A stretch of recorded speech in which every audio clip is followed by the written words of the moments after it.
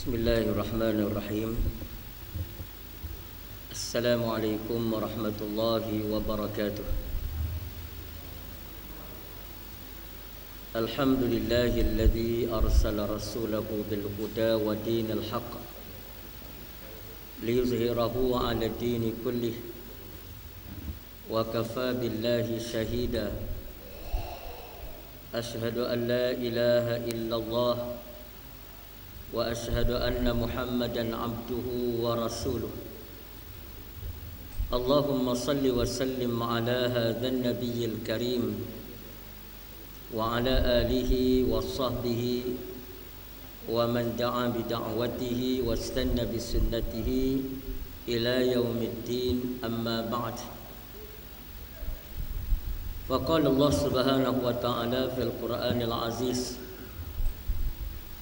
Qul Allahumma malikal mulki tu'til mulka man tasha' wa tanzi'ul mulka mimman tasha' wa tu'izzu man tasha' wa tuzillu man tasha' biyadikal khair innaka ala kulli syai'in qadir. Firman Allah Ta'ala dalam Al-Quran, katakanlah ya Muhammad, engkaulah Allah, Tuhan yang memiliki kerajaan.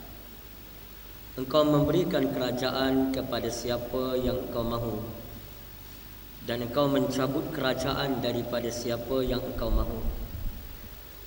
Engkau memberikan kemuliaan kepada siapa yang engkau mahu, dan engkau memberikan kehinaan kepada siapa yang engkau mahu. Di tanganmu lah ya Allah segala kebajikan, dan sesungguhnya engkau adalah Tuhan yang berkuasa di atas tiap-tiap sesuatu. Sadaqallahul azim.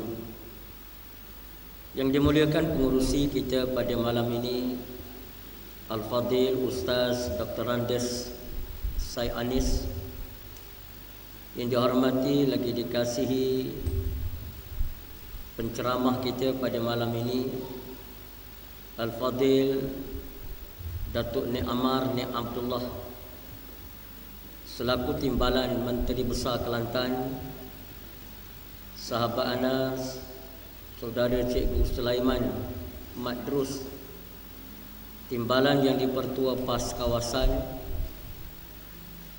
Sof Kepimpinan PAS Kawasan, Dewan Pemuda, Dewan Muslimat, urusan ulama kawasan, dan seterusnya kepada semua hadirin dan hadirat kita pada malam ini. Pertama-tama sekali kita bersyukur kepada Allah Ta'ala, walaupun dalam suasana kita bertembung dengan perlawanan semi final bola sepak kita. Malam ni Bujang Senang lawan Tok Gajah, tapi insya-Allah kita teruskan program kita, kerana kita yakin dan kita percaya setiap program yang kita anjurkan, sama ada kecil ataupun besar, ianya tetap merupakan ibadah kita kepada Allah Subhanahu wa Ta'ala. Jadi malam ini kita sedang beribadah. Ibadah kita tadi salat Maghrib, salat Isya. Ibadah kita sekarang ialah ibadah berada dalam majlis ceramah dan ilmu. Dan kebetulan ilmu merupakan budaya PAS, dan PAS ini tidak akan sampai ke mana tanpa ilmu. Sama dengan UMNO, dia tidak akan sampai ke mana tanpa duit. Sebab nyawa bagi UMNO ialah duit. Sebab itu kalau kita memerintah ataupun kita berjaya menjadi kerajaan, kata di Dr. Mahathir, bekas mantan Perdana Menteri, dia kata sekali UMNO dan Barisan Nasional kalah, dia tidak akan muncul lagi di persada politik tanah air, kerana hidup UMNO ini dengan duit. Tadi kita baca satu laporan pemilihan Agung UMNO pada tahun ini. Nak menjadi calon yang merebut jawatan naib presiden, paling kurang kena ada 13 juta belanja. Belum kira lagi program-program yang dianjurkan untuk meraih kemenangan dalam musyawarah agung mereka, pemilihan agung mereka. Inilah sebenarnya wajah UMNO. Jadi Dr. Mahathir kata kalau sekiranya UMNO dan Barisan Nasional kalah, maka tidak ada ruang lagi untuk mereka hidup. Kerana survival UMNO ini bergantung kepada duit. Bila UMNO kalah, UMNO akan kehilangan sumber duit. Bila sumber duit tidak ada, maka UMNO tidak ada lagi roh. Yang tinggal pada masa itu hanyalah jenazah UMNO. Berbeza dengan kita daripada PAS. Roh kita ialah ilmu. Selagi mana program ilmu, selagi mana program berkaitan dengan pengetahuan, dengan ilmu dapat kita gerakkan, maka selagi itulah PAS boleh hidup. Dan selagi itulah orang akan bersama dengan PAS. Dan mereka akan memberikan sokongan dan komitmen kepada PAS.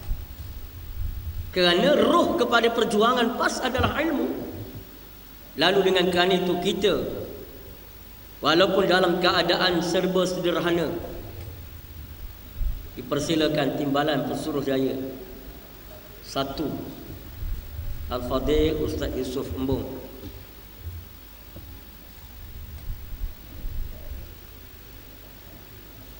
Survival kita ialah, roh kita ialah ilmu. Kerana itu walaupun kita berada dalam program besar ataupun kecil, kita tetap menghidupkan program ilmu. Orang sokong PAS bukan kerana benda. Orang sokong PAS bukan kerana PAS berjaya menjanjikan janji-janji indah. Orang sokong PAS bukan kerana kelihatan hebat PAS dari sudut duniawinya. Tapi orang sokong PAS ialah kerana mereka faham dengan ilmu mereka, PAS adalah parti dan jamaah Islam. Lalu atas dasar itulah maka kita mesti sentiasa menghidupkan program ilmu. Walaupun kita dalam keadaan pada malam ini bertembung dengan program, dengan perlawanan bola sepak, tapi kita teruskan program kita. Yang nak tengok bola sepak, dia tengok bola sepak. Yang nak datang ceramah, dengar ceramah, dia datang dengar ceramah. Supaya kita dapat memahami susu galur perjuangan kita, ke mana hala tuju kita. Supaya kita dapat menyelami ruh perjuangan kita, ialah berdasarkan kepada akidah dan ilmu. Sebab kalau sekiranya perjuangan Islam ini disokong oleh manusia kerana kebendaan, Nabi tidak akan berjaya membawa risalah Islam ini ke mercu kejayaan. Kerana apa benda yang Nabi boleh beri kepada masyarakat Arab Quraisy? Apa yang Nabi boleh beri kebendaan? Hatta saat membela para sahabat yang dianiaya oleh golongan kafir pun para sahabat tidak mampu berbuat apa-apa.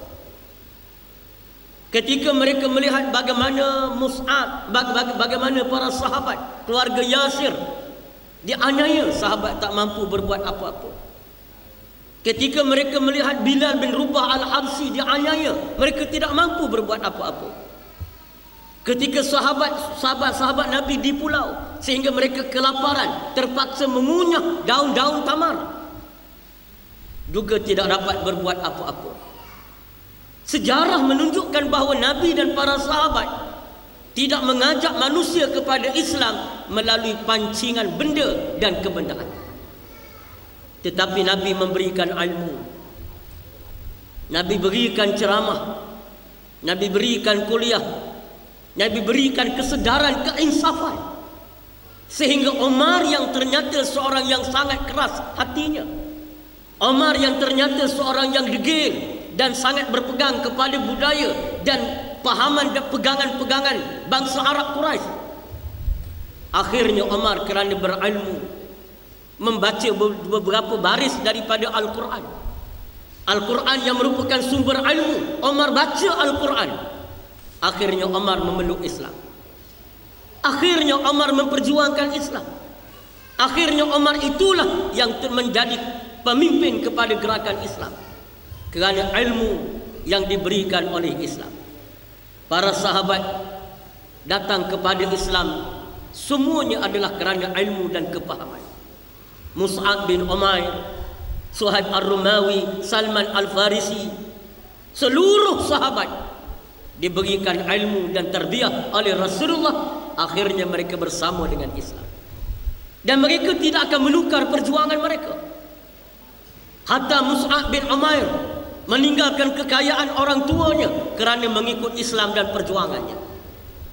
Sehingga Suhaib Ar-Rumawi yang datang ke kota Mekah dalam keadaan miskin, berniaga di kota Mekah, menjadi seorang yang kaya raya, hartawan yang besar, akhirnya meninggalkan hartanya untuk bersama dengan Nabi sallallahu alaihi wasallam bagi menegakkan kebenaran Islam.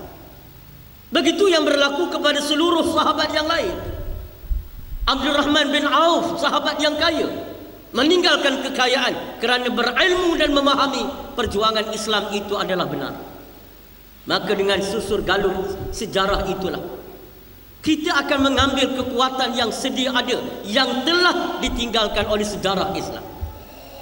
Sebagaimana yang disebut oleh para alim ulama, la yasluhu hazihi al-ummah illa bima saluha bihi awwaluha. Umat ini tidak akan kembali menjadi cemerlang, menjadi hebat. Perjuangan Islam ini tidak akan kembali menjadi cemerlang, menjadi hebat, menjadi gah di persada dunia, kecuali apabila mereka mengambil semula formula yang menyebabkan dahulunya mereka menjadi cemerlang dan berjaya. Lalu kecemerlangan Islam di zaman Nabi dan para sahabat bermula dengan ilmu. Maka kita mesti membina kecemerlangan ini juga berasaskan kepada ilmu. Kerana itu kita meneruskan perjuangan kita, dakwah dan tarbiyah kita. Kalau hari ini kita merasa susah dalam perjuangan kita, orang-orang yang terdahulu daripada kita lebih susah. Kauman-kauman kita pun malam ni ada beberapa puluh orang. Ana teringat bagaimana cerita Ustaz Kasim, bekas yang dipertua PAS Lipis. Beliau cerita di awal PAS sampai di awal PAS sampai di negeri Pahang. Awal-awal PAS sampai di negeri Pahang, pada satu ketika beliau kata pernah ceramah hanya 4 orang hati. 4 orang termasuk penceramah, pengurusi, penceramah, tuan rumah, boleh seorang. Mana ada 4 orang dengar ceramah, tapi semangat semacam. Speaker tuan, home speaker ada keluar, ceramah di tingkat rumah, dalam gelap, orang tak ada, tapi ceramah.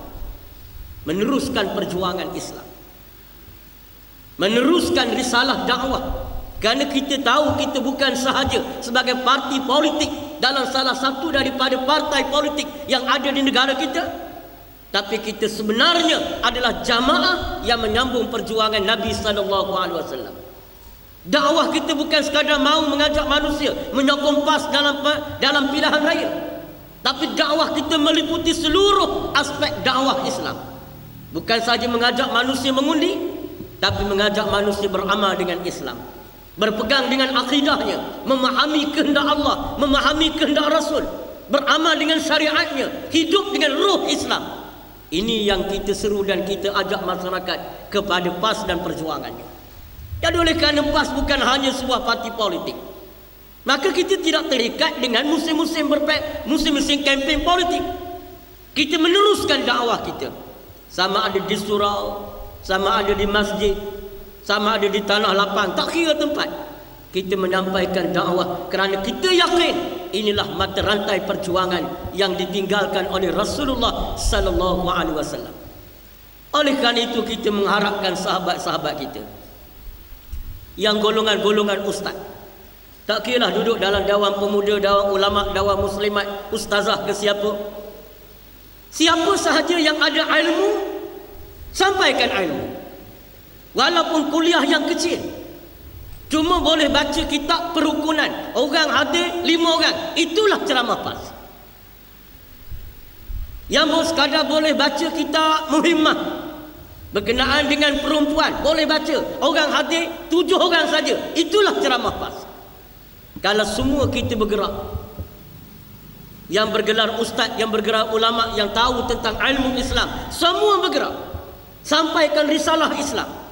Kalau berkesempatan di masjid, kesempatan di surau, berkesempatan kedai kopi, sampaikan risalah Islam. Itulah sebenarnya kempen PAS yang berterusan.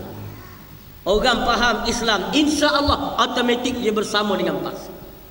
Kalau dia faham Islam, dia tak bersama dengan PAS, dia orang degil.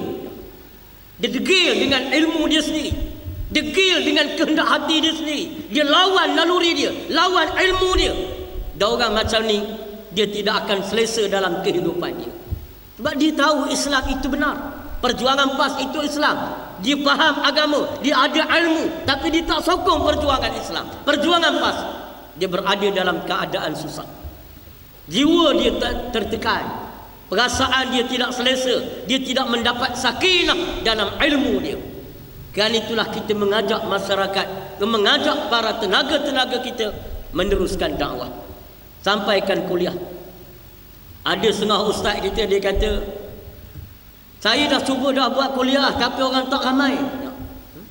Ada juga yang beralasan. Dia kata saya dah cuba buat kuliah, orang tak ramai.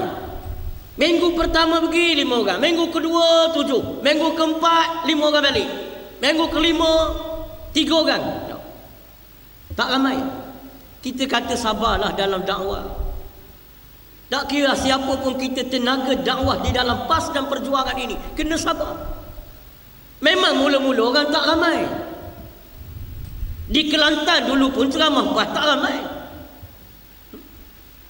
Ketika kita berada awal tahun 80-an, anak mula belajar di Kelantan tahun 80-an, mengikuti sebahagian besar ceramah-ceramah PAS di Kelantan.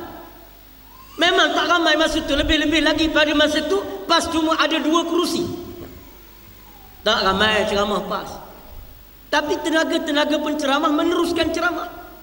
Kuliah terus dijalankan. Ustaz mengadakan kuliah di masjid mingguan pada setiap hari Jumaat. Mula-mula orang berjalan kaki dia pergi, lama-lama naik motor, lama-lama naik kereta, last kali naik lori pergi dengan ceramah. Mana itulah sejarah perjuangan. Jadi kita kena sabar. Nah, bila tengok orang naik, bila kita tengok orang tak ramai, sabar. Lama-lama dia akan ramai. Sebelum dia rasa kemanisan ilmu, memang dia tak datang. Ingat senang ke kita nak alih manusia daripada selesa duduk depan TV, nak suruh duduk depan alim ulama dalam majlis ilmu? Senang ke? Bukan senang. Daripada dia duduk depan TV, tengok cerita hantu contohnya, sambil minum air di rumah sendiri, berhibur, tiba-tiba kita nak alih jadual dia duduk dalam majlis ilmu dalam masjid. Bukan senang.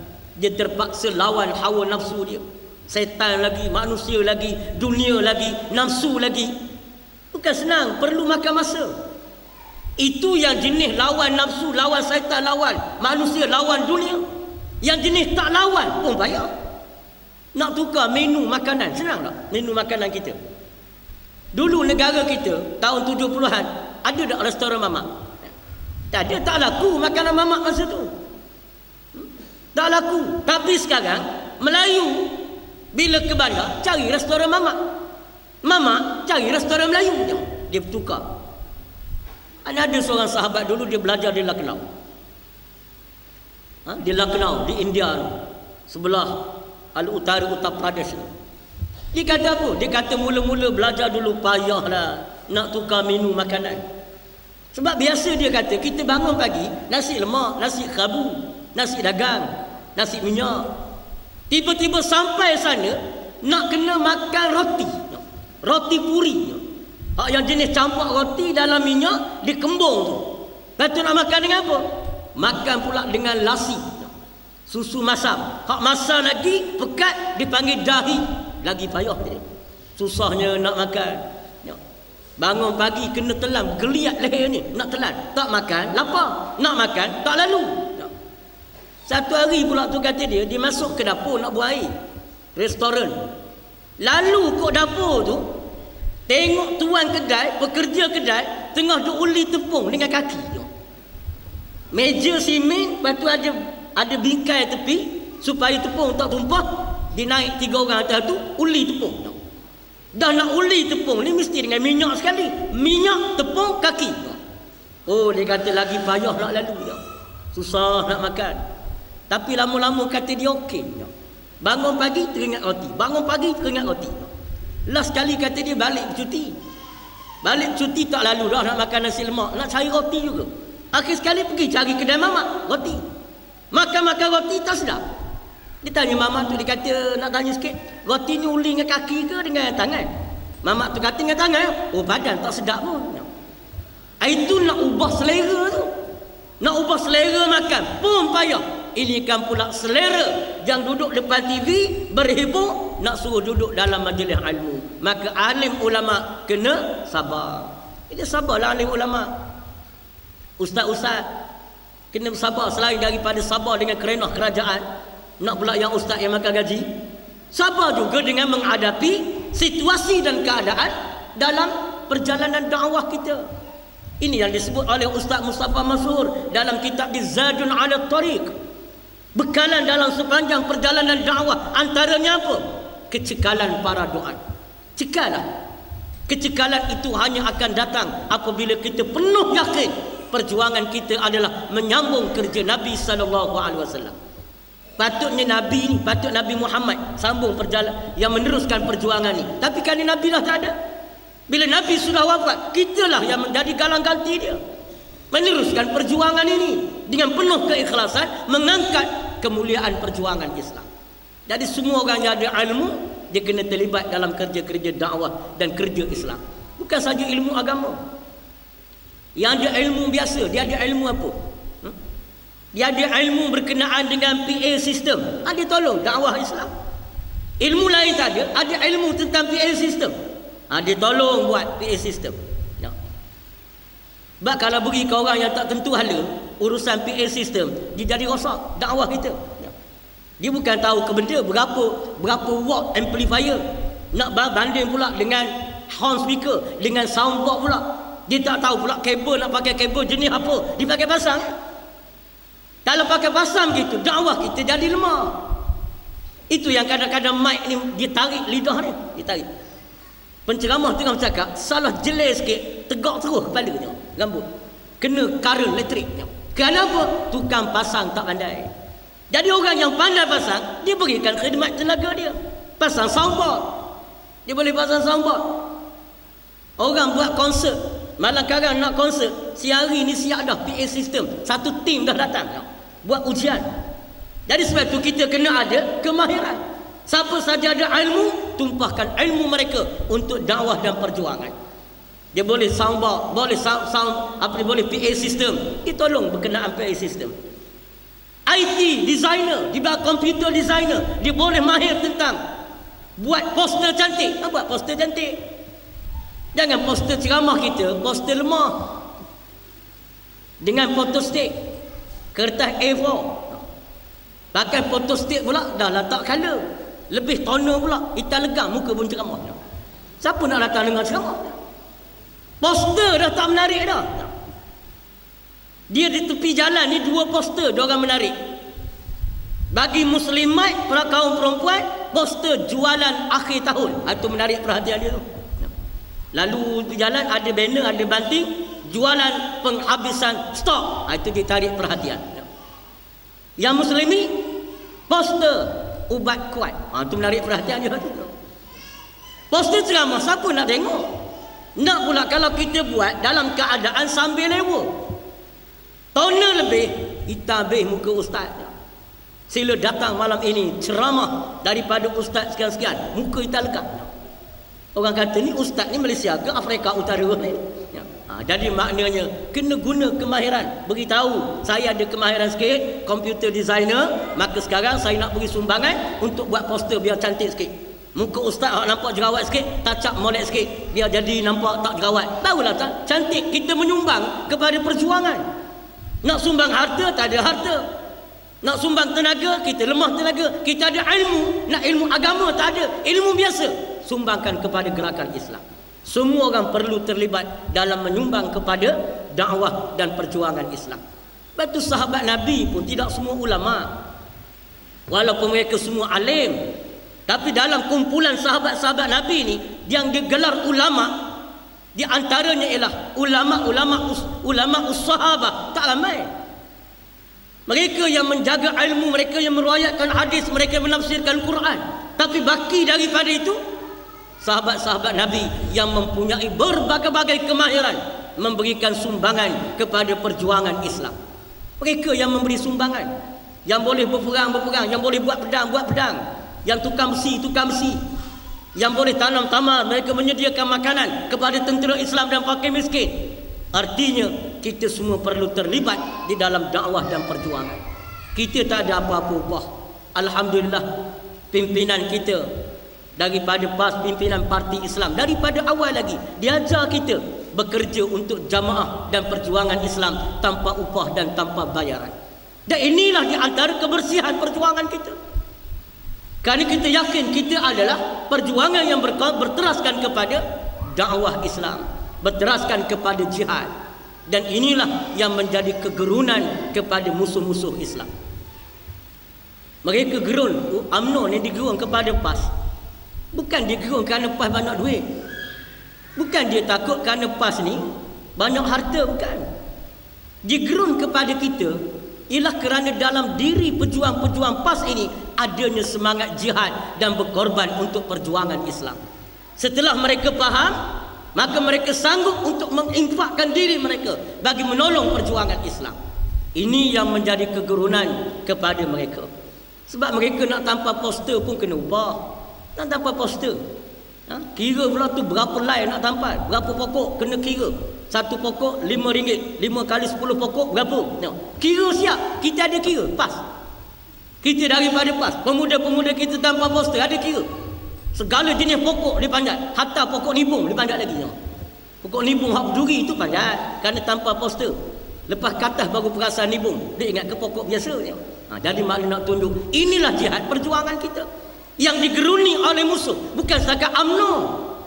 Dunia musuh Islam ini gerun kepada dakwah Islam, gerakan Islam apabila gerakan itu menghidupkan semangat jihad dalam perjuangan mereka. Jadi kita kena teruskan ilmu. Jihad dia takkan dipahami tanpa ilmu. Jihad tidak dapat dibina di atas dasar semangat sahaja. Jihad dengan ilmu. Memahami setiap langkah kerja-kerja kita adalah jihad di jalan Allah Subhanahu wa taala. Sebab itu mereka sangat gerun. Amanat Tok Guru Haji Hadi hari ni UMNO gerun lagi. Amanat Tok Guru Haji Hadi. Cuba tanya orang yang pernah disoal siasat oleh polis. Soal siasat politik lah. Nak pula daripada PAS. Cuba tanya. Semua orang akan ditanya, adakah kamu terlibat dalam aktiviti ini kerana kamu terpengaruh dengan amanat Hadi? Semua akan ditanya. Kenapa ditakut sangat? Kerana amanat itu menceritakan jihad. Kalau amanat tu cerita, marilah kita solat beramai-ramai, tak ada siapa takut. Kalau amanat tu kata, tuan-tuan semua, marilah kita menunaikan puasa sunat pada Isnin dan Khamis, tak ada siapa gerun. Tapi bila amanat itu menceritakan setiap derma kita, jihad kita, ceramah kita adalah jihad di jalan Allah, maka menjadi kegerunan kepada musuh. Kerana semangat dan kepahaman inilah akan menggerakkan bala tentera Islam bangun di setiap penjuru walaupun tanpa kebendaan diberikan kepada mereka. Jadi sebab itu kita meneruskan perjuangan ini. Dan pun tidak bercadang nak cakap panjang. Sebab malam ni kita ada TMB, Timbalan Menteri Besar Kelantan, Al-Fadhil Datuk Ustaz Ni Amar, yang datang pada kita pada malam ni. Walaupun dalam perjalanan balik daripada Perak ke Kelantan, singgah Kuantan sekejap, InsyaAllah untuk bertemu dengan kita pada malam ni. Mudah-mudahan kita dapat duduk sejenak di dalam dalam majlis ini, memberikan semangat perjuangan kepada kita, supaya kita sedar dan insaf. Hidup kita ni tak ada benda lagi kita nak guna kecuali untuk kita manfaatkan di jalan Allah Subhanahu wa taala. Yang muda gunakan tenaga muda mereka. Orang muda berjuang untuk Islam hebat. Dalam sejarah dunia pun memang sejarah revolusi dunia semua dibangkitkan oleh orang muda. Baca sejarah revolusi Perancis, bukan orang tua. Revolusi Oktober di Rusia, bukan orang tua. Revolusi seluruh dunia ni termasuk semua gerakan Islam di dunia digerakkan oleh golongan muda. Golongan-golongan yang dipandu dengan iman dan jihad. Mereka ada tenaga, mereka ada idea, mereka ada semangat, mereka ada keberanian, mereka ada kekuatan untuk bergerak. Maka kepada mereka Islam letakkan harapan yang cukup besar. Dan sebab itulah hari ini kita melihat musuh-musuh Islam, dia bersungguh-sungguh memusnahkan masa depan generasi muda, melarakan mereka, melalaikan mereka supaya tidak menjadi aset kepada perjuangan Islam. Jadi insya-Allah kita ada golongan-golongan muda. Orang muda ni hebat. Alim ulama kata orang muda yang meninggalkan maksiat adalah lebih afdal daripada orang tua yang meninggalkan maksiat. Orang muda meninggalkan maksiat dalam keadaan dia boleh buat maksiat, tapi dia tinggal, maknanya memang hebat. Orang tua meninggalkan maksiat boleh jadi bukan kerana tak nak buat maksiat, tapi kerana tak larat buat maksiat. Orang tua yang beramal ibadah lebih afdal daripada orang muda yang beribadah. Kenapa? Orang tua beribadah dalam keadaan lemah dan letih, tapi dia sanggup beribadah. Orang muda boleh beribadah boleh jadi kerana tubuh dia sihat. Jadi kita memanfaatkan seluruh tenaga yang ada, sama ada yang mudanya, yang tuanya, muslimatnya, musliminnya, kita gerakkan perjuangan kita. Dan insya-Allah hari ini kita berada dalam tahap yang ada, insya-Allah kita makin lama makin meningkat. Sebagaimana nak sebut tadi, Kelantan pun dulu peringkat awal lemah juga. Tak ramai hadir ceramah. Ana pernah ceramah sekali di Pantai Tujuh. Tahun ke sana tahun 90 rasa. Dengan Al-Fadil Ustaz Profesor Hasan Saleh. Profesor Saleh masa tu dia orang tahu, dia orang Pantai Tujuh. Ceramah sana. Dekat nak ceramah tu baru buat pengumuman di surau, malam ini ada ceramah umum. Tak ramai hadir. Meja ni pentas ni tong ikan ke. Ambil tong ikan tegak, lepas tu letak sejadah atas. Jadi pentas selalu. Ceramah tak ramai. Tapi sekarang kita melihat daripada tak ramai itulah, benih yang tak ramai itulah akhirnya cambah-cambah dan mereka meningkat menjadi satu gelombang yang besar sehingga melakukan satu perubahan yang hebat. Jadi insya-Allah mudah-mudahan kita dapat bersama dengan gelombang gerakan Islam ini, walaupun kita dalam keadaan yang tak ramai, tapi lama-lama kita akan bertambah. Dan alhamdulillah walaupun kita tengok malam ni tak ramai ni, kerana kita bertemu dengan bola sepak lah. Tapi insya-Allah kalau sebenarnya kita ramai. Kita ramai. Jadi kebetulan kita juga berada dalam dun yang kita menang, maka mudah-mudahan kita mendapat keredaan daripada Allah Subhanahu Wa Taala dan kita dapat meneruskan perjuangan ini dengan penuh semangat dan dengan penuh semangat jihad dan keimanan kepada Allah. Jadi nasa sekolah kadar tu dulu, ana juga nak dengar daripada Al-Fadhil Ustaz Ni Amar, sebab lama dah tak jumpa beliau. Last kali itu beliau ceramah di Pondok An-Nur. Last kali yang itu datang ke sebelah Kuantan ni. Jadi malam ni kita nak dengar. Jadi insya-Allah berikan perhatian dan tumpuan. Mungkin ada isu-isu baru di Kelantan yang kita tak ada dalam TV. Biasalah isu-isu PAS ni jarang ada dalam TV. Kalau ada pun dia cerita hak negatif belaka. Cerita hak yang tak baik. Jadi insya-Allah kita teruskan mendengar daripada Al-Fadhil Datuk Ni Amar, mudah-mudahan menjadi bekalan kepada kita untuk kita meneruskan perjuangan kita dengan lebih bersemangat lagi insya-Allah. Ana sekadar itulah dulu daripada ana. Aqul qouli hadza wa astaghfirullahal azim li wa lakum. Wassalamualaikum warahmatullahi wabarakatuh.